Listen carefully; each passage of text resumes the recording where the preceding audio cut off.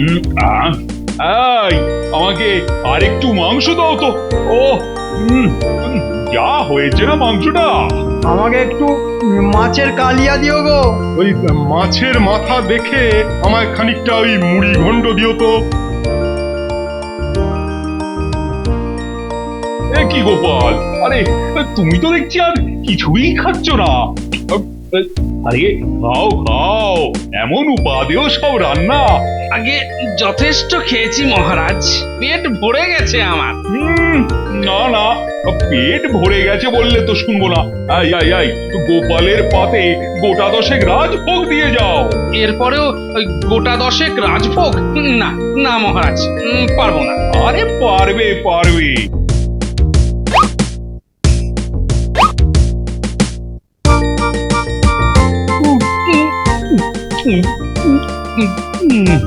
ও, পেটটা মনে হচ্ছে ফেটে একেবারে চৌচির হয়ে যাবে। সে কি গোপাল, মাত্র 10টা রাজভোগেই পেট একেবারে ফেটে যাচ্ছে? আরে বলো কি হে, তোমার কলেবরে তো আমাদের চেয়েও বেশি ধরে। ধরে মহারাজ, ধরে, অন্যদিন ধরে, তবে আজ কেন ধরছে না সেই কথা ভেবে পেট ফাটার আগে বুকটাই যে ফেটে যাচ্ছে আমার। আরে গোপাল, যত পারো খেয়ে নাও। তারপর তোমার এমন জিনিস খাওয়াবো যে 1 ঘন্টার মধ্যেই আবার খিদে পেয়ে যাবে তোমার। হ্যাঁ, বলেন কি? তোমার কোনো নতুন আবিষ্কার বুঝি? হ্যাঁ, আবিষ্কারই বটে, কিন্তু আমার নয়, প্রকৃতির। প্রকৃতির? হ্যাঁ, একটা একটা প্রাচীন ইদারার জল। ইদারার জল? তা কোথায় আছে সেই ইদারা? আগে আপনারই রাজ্যে মহারাজ। হ্যাঁ, আমার রাজ্যে? আগে হ্যাঁ, তা আমার রাজ্যের কোথায় আছে বলো তো সেই ইদারা? কাছেই। বলবো কি মহারাজ, তার জলের এমন গুণ যে লোহাও হজম হয়ে যায়। লোহাও হজম হয়ে যায়? কি বলছো বলো তো তুমি?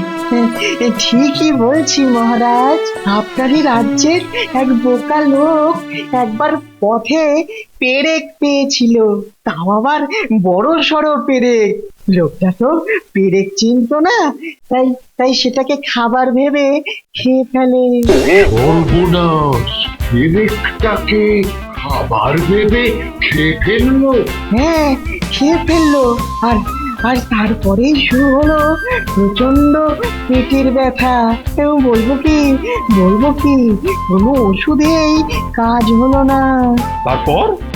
তখন তখন তার এক আত্মীয় তাকে ওই ইদারার জল খাওয়ালো, আর আর ঘন্টাখানেকের মধ্যে লোহার পেরেকটা হজম হয়ে গিয়ে তার পেটের ব্যথা জম্মের মতো কমে গেল। ভারী আশ্চর্য তো। তা তুমি কি খেয়ে দেখেছো নাকি সেই ইদারার জল? হ্যাঁ, দেখেছি মহারাজ, দেখেছি। আহা আহা, সেই জলের যেমন স্বাদ তার তেমনই হজমি গুণ মহারাজ। ছি ছি ছি ছি ছি ছি। ছি ছি বলছেন কেন মহারাজ? আরে বলছি কি আর সাধে, আরে আমার রাজ্যে এমন একটা ইদারা আছে অথচ তার কোনো খবরই আমি রাখি না। ঠিক আছে, কাল আমি সেই ইদারার জল খেতে যাব। তাহলে মহারাজ আজ আমি গোপালকে নিয়ে যাই, কাল কাল না হয় আপনারা সবাই যাবেন। বেশ বেশ, তাই হবে।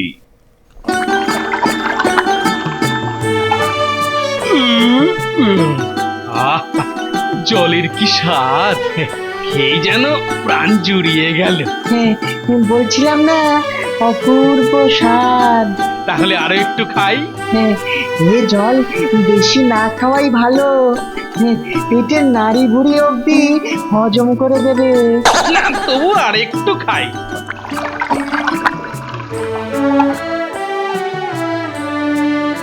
আরে আরে, জল খাওয়ার পরেই পেটটা কেমন যেন হালকা হয়ে গেল না? হ্যাঁ, একটু পরেই দেখবে কেমন খিদে পেয়ে যাবে। আর তখনই রাজবাড়ির ওই ভুরি ভোজের কথা ভেবে প্রাণটাও যে হু হু করে উঠবে। কি গো গোপাল দাদু, রাজবাড়িতে কেমন খেলে? কি ইন্দারার জল দারুণ খেতে, আহা কি স্বাদ। হ্যাঁ? ও গোপাল দাদু, রাজবাড়িতে ইদারার জল খেতে গেছিলে নাকি? ও রাজবাড়ির খাবার তাই বল? রাজবাড়িতে তো এলাহি ব্যাপার, কাবাব, কষা মাংস, পাঁপড় ভাজা, মুড়ি ঘন্ট, কালিয়া, ইয়া বড় বড় রাজভোগ, আরো কত কি। ইদারা ফিদারা কি সব বকছিলে? হ্যাঁ, আরে বলছি বলছি, তার আগে খেতে দাও তো, বড্ড খিদে পেয়েছে। আবার খাবে তুমি? দেখো তোমার বলো কি, রাজবাড়িতে ভর পেটটা খেয়ে এসে আবার খাবে? ঠিকই তো, এত খেয়েও আমার আবার পেটে আগুন জ্বলছে কেন? তবে কি? আরে ও গিন্নি, আগে খাবারটা তো দাও, তারপর বলছি আমার খিদের কারণ। ঘরে কিন্তু মুড়ি ছাড়া আর কিচ্ছুটি নেই। হ্যাঁ, তাই দাও, তবে কাশিতে না এনে ধামায় এনো। কি রাজকুশি খিদে গো বাবা। ধুর। শোন তবে, আজ একটা অদ্ভুত ধরনের জল খেলাম। অদ্ভুত জল? হ্যাঁ রে হ্যাঁ, তা সেই জলটা কোথায় পাওয়া যায় গো গোপাল দাদু? বোধহয় ন্যাপলার বাড়ির কাছে। আমার বোধহয়। ও গোপাল দাদু, আমার তোমার করেই তো সময় কাটিয়ে দিলে, এবার জলটার কথা বলো। ও হ্যাঁ বলছি, বুঝলি রাজবাড়ির ভুরি ভোজ খেয়ে আমার পেটটা তো প্রায় ফেটে যেতে বসেছিল, তখন বিজ্ঞানী আমায় একটা ইঁদারার জল খাওয়ালো, আর সেই জল খেয়ে পেটের ভেতর সব খাদ্য বস্তু নিমেষে হজম। আমাদেরও নিয়ে চলো না সেই ইদারায়। বেশ, নিয়ে যাবো একদিন। আরে ও গিন্নি, কি হলো কি? এক ধামা মুড়ি আনতে কতক্ষণ লাগে?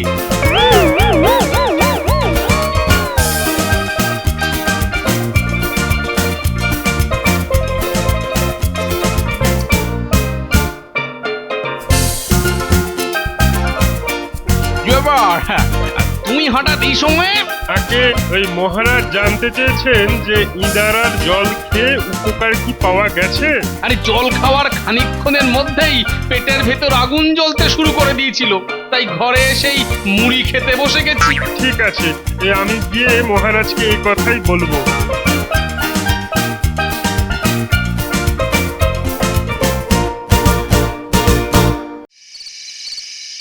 বলো কি, এমন জল আমাদের রাজ্যে?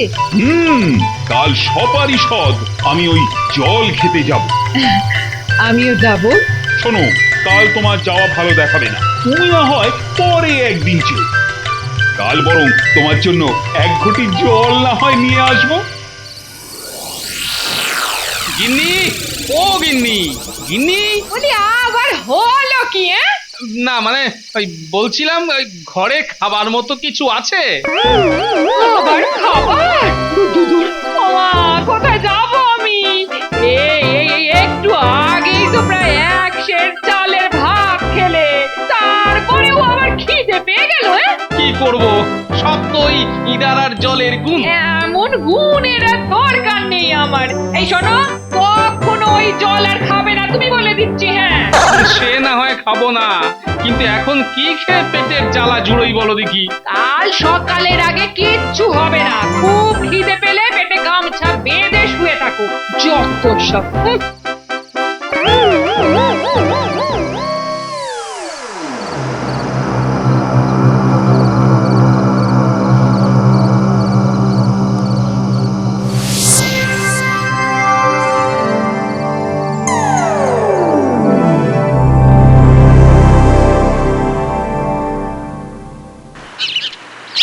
কি হে মন্ত্রী, আজই তো গোপাল আর বিজ্ঞানী আমাদের ইদারায় নিয়ে যাবে, তাই না?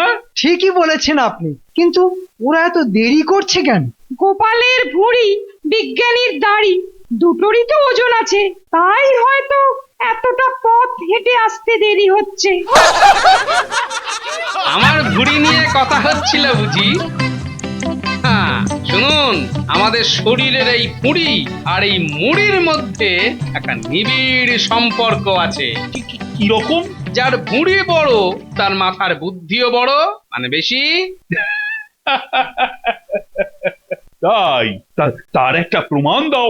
তার জলজান্ত প্রমাণ তো আমি। আমার ভুঁড়িটা বড় বলেই তো মাথা ভর্তি এত বুদ্ধি। আর মন্ত্রী মশাইয়ের শুকনো ভুঁড়ি, তাই মাথার ভেতর ঘিলুটাও শুকনো। আমাদের ঢুকতে দাও। আমরা মহারাজকে একটা কথা বলতে এসেছি। আমরা মহারাজকে আরে একটা কথা বলতে কারা এসেছি। কারা কথা বলছে মন্ত্রী? মানে কারা এত হইচই করছে? কে জানে মহারাজ কারা চেঁচাচ্ছে?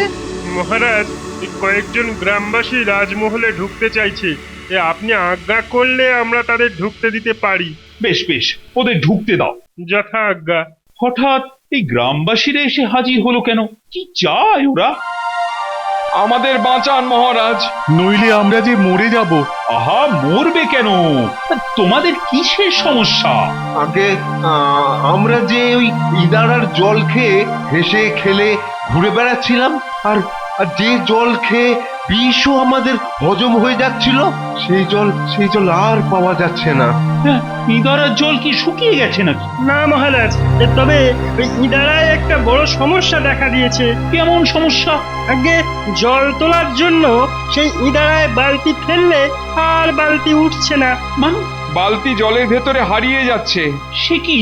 তারপর আমরা ওই শক্ত দড়ি টিনের বালতিতে বেঁধে জলে ফেলেছিলাম, কিন্তু তাতেও যেই কে সেই। বটে। শুধু তাই নয় মহারাজ, যখন ফাঁকা দড়ি উঠছে তখন তার আগা দেখে মনে হচ্ছে কেউ যেন হাত দিয়ে বাঁধন খুলে দিয়েছে, কিংবা ছুরি দিয়ে কেটে ফেলেছে। এ তো বেশ গম্ভীর ব্যাপার। বলবো কি মহারাজ, ওই ইদারা থেকে জল তুলতে গিয়ে আজ সকাল থেকে প্রায় 30টা মতো বালতি আমাদের খোয়া গেছে। সে কি, কাল দুপুরেও তো ওই ইদারা থেকে বালতি করে জল তুলে খেয়েছিলাম আমি। কাল সন্ধে অবধি কোনো সমস্যা ছিল না, সমস্যাটা দেখা দিয়েছে আজ ভোর থেকে। খুবই গভীর সমস্যা। আর আমার মনে হয় এই সমস্যা সমাধান করতে পারে একমাত্র আমি, তাই না মহারাজ? তুমি। মহারাজ, আপনি আমায় সুযোগ তো দিলেনই না, উপরন্তু তার আগেই এতগুলো লোকের সামনে দূরছাই করতে লেগে গেলেন। দূরছাই করবো না তো কি করব? যা বলেছি ঠিকই তো বলেছি। কি বলো তোমরা? ঠিক ঠিক। মহারাজ, আমায় অন্তত একটা সুযোগ দিয়ে দেখুন, দেখবেন আমি ওই ইদারার গন্ডগোলের একটা শেষ দেখে ছাড়বো, আর আপনার অতি প্রিয় গোপাল সেটা হাঁ করে দেখবে। আর যদি না পারো? আর যদি না পারি না পারি তো 1 মাস গোপালের গোলাম হয়ে থাকবো। ওর কোনো নিম্নে মন্দ তো করবই না, বরং ও যা বলবে আমি মাথা পেতে নেব। এটাও কি আমার এই জীবনে দেখা বাকি ছিল যে গোপালের প্রশংসা করবে তুমি? হ্যাঁ, এ তো একেবারে ভূতের মুখে রাম নাম। তা ভূত যদি কলে পড়ে রাম নাম করে তাতে আপনার আপত্তি কি মহারাজ? এতে তো ভূতের সংখ্যা কমবে আর রাম ভক্তের সংখ্যা বেড়ে যাবে, তাই না মন্ত্রী মশাই? তাহলে এই সেই ইদারা, তাই তো? আজ্ঞে হ্যাঁ মন্ত্রী মশাই। ঠিক আছে, দেখছি কত তাড়াতাড়ি তোমাদের সমস্যা মুক্ত করা যায়। আমার মনে হয় মহারাজ কাজটা ঠিক করেননি। এসব ব্যাপারে গোপালকেই পাঠানো উচিত ছিল। ঠিক বলেছিস ঘোঁচকা, মন্ত্রী মশাই তো কিছুই পারেন না, মুখেই শুধু তরপানি। আরে মহারাজ কি ইচ্ছে করে মন্ত্রী মশাইকে পাঠিয়েছেন? আমরা তো সেখানে ছিলাম। মন্ত্রী মশাই তো রীতিমতো জেদ ধরলেন যে সমস্যার সমাধান না করতে পারলে উনি নাকি 1 মাস গোপালের গোলাম হয়ে থাকবেন, আর গোপালের কোনো নিন্দে করবেন না। আহারে, শেষে কিনা ওই গোপালের কথা শুনবে মন্ত্রী মশাই? হ্যাঁ, তাহলেই হয়েছে। আরে সকলে দূরে দাঁড়িয়ে কি গুজুর গুজুর ফুসুর করছো? তোমাদের মধ্যে কি কেউ বালতি ফালতি কিছু এনেছো? বলি, বিনা বালতিতে পরীক্ষা হবে কি করে? হ্যাঁ, আগে আমার কাছে একটি বালতি আছে। আরে আছে তো, এতক্ষণ হাত গুটিয়ে বসে আছো কেন? হ্যাঁ, দাও দাও, জলদি দাও, দেখি এবার বালতি কি করে হাফিস হয়ে যায়।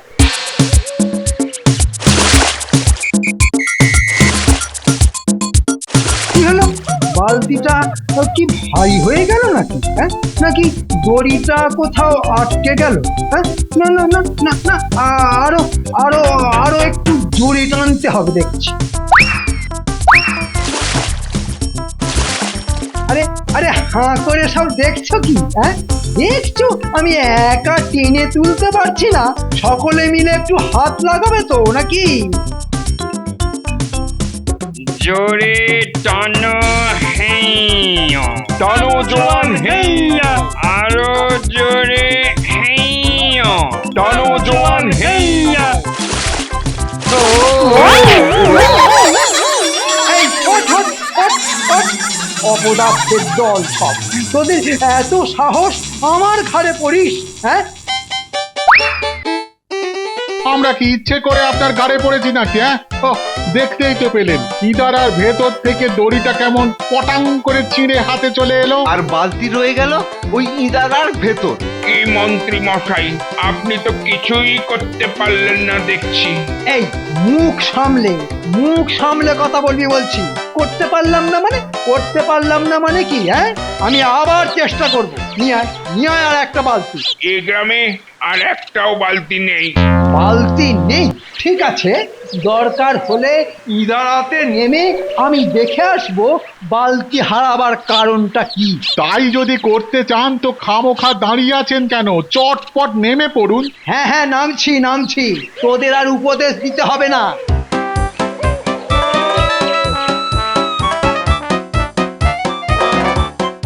ওরে বাবা, গভীর জল, একবার পাহড়কে পড়ে গেলে তো পড়ে চলে যাব। কি হলো, নামুন। নামুন। হ্যাঁ, নামছি।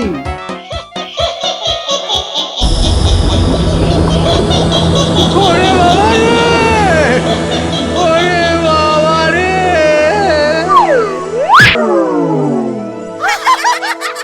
যা, এ তো জ্ঞান হারিয়ে ফেললো। কি হলো বলো তো গোপাল? মন্ত্রী তো গেছে অনেকক্ষণ, কিন্তু এখনো তো ফেরার কোনো নামগন্ধ নেই। এতক্ষণ সেখানে কি করছে বলো তো? কি মন্ত্রীর এই অবস্থা কি করে হলো? আরে মন্ত্রী অজ্ঞান হয়ে গেল কি করে? এমনই হয় মহারাজ, অতি বীর পুঙ্গবদের এমন বীর গতি প্রাপ্তি হয়। মনে হয় উনি খুব ভয় পেয়েছেন। আমি কোথায়? তুমি আমার পদতলে। তাও ভালো, ভূতের হাসির থেকে মহারাজের পদতল অনেক নিরাপদ। আমি জানতাম তুমি সবকিছু ডুবিয়ে আসবে। একটা অপদার্থের ধাড়ি। আমায় অপদার্থের ধাড়ি বলুন আর 50 বার জুতোর বাড়ি মারুন, সব মুখ বুঝে আমি সহ্য করব, কিন্তু ওই ইদারার আশেপাশে আর যেতে পারবো না মহারাজ।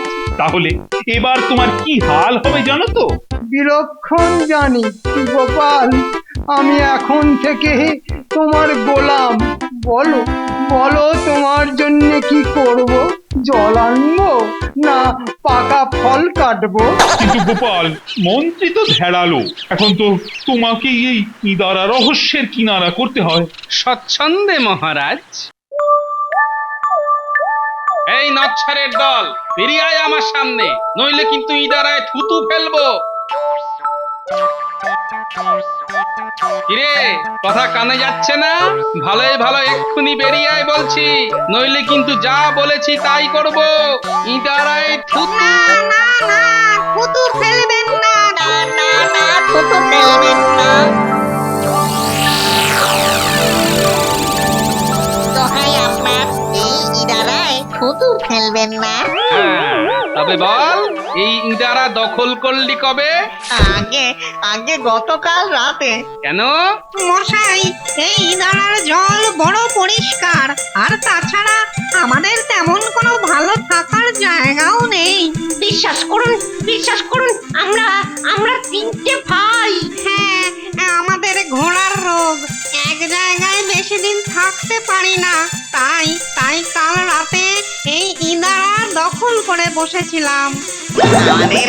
আমাদের দোষ দেবেন না দাদা, আমরা এক্ষুনি চলে যাচ্ছি, কিন্তু দয়া করে গায়ে থুতু ফেলবেন না। আমরা ভূত হতে পারি, কিন্তু গায়ে থুতু পড়লে বড্ড ঘেন্না করে দাদা। বাবা, ভূতের আবার ঘেন্না? মারে ভূতের বাসস্থান মানে ঘর থাকতে পারে আর ঘেন্না থাকতে পারে না। বেশ, তাহলে ফেলবো না, কিন্তু এই গাঁয়ের ত্রিসীমানায় যেন তোদের আর দেখতে না পাই। দেখলে কিন্তু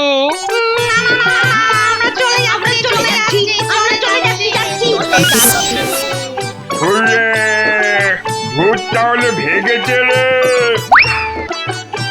বাবা কি অদ্ভুত রে কাণ্ড রে বাবা। আচ্ছা গোপাল দাদা, তুমি কি করে বুঝতে পারলে যে ভূতেই ইদারা দখল করে বসেছিল? এই বুঝতে পারার জন্যই তো ওর নাম গোপাল। জয় গোপাল ভাঁড়ের জয়। হুজুর, ভূত তাড়াতে গিয়ে আপনার হয়তো অনেক পরিশ্রম হয়েছে, তাই অনুগ্রহ করে এই ফলের রসটা যদি খেয়ে নেন। আপনি আমার জন্য ফলের রস এনেছেন? আরে সূর্য কি আজ পশ্চিম দিকে উঠেছে নাকি? না, সব কিছুই ঠিকঠাক আছে, শুধু আমার ফল মন্ত্রেই বদলে গেছে। মন্ত্রী, তুমি তাহলে গোপালের জন্য সত্যি সত্যি? হ্যাঁ মহারাজ, ফলের রস নিয়ে এসেছি। কথা অনুযায়ী আমি তো এখন থেকে 1 মাস গোপালের গোলাম। আপনি আমার গোলাম কিনা জানি না, তবে আমাদের সবার রাজা মহারাজ, তাই ফলের রস যখন এনেইছেন তখন মহারাজকেই দিন। কিন্তু কোনো কিন্তু নয় মন্ত্রী মশাই, আপনি যদি আমার গোলাম হন তাহলে আমার আদেশ মানতে আপনি বাধ্য। দেখো মন্ত্রী, দেখো, দেখে শেখো, একেই বলে সহবত। আর এই জন্যই আমি গোপালকে এত ভালোবাসি। জয় গোপাল ভাঁড়ের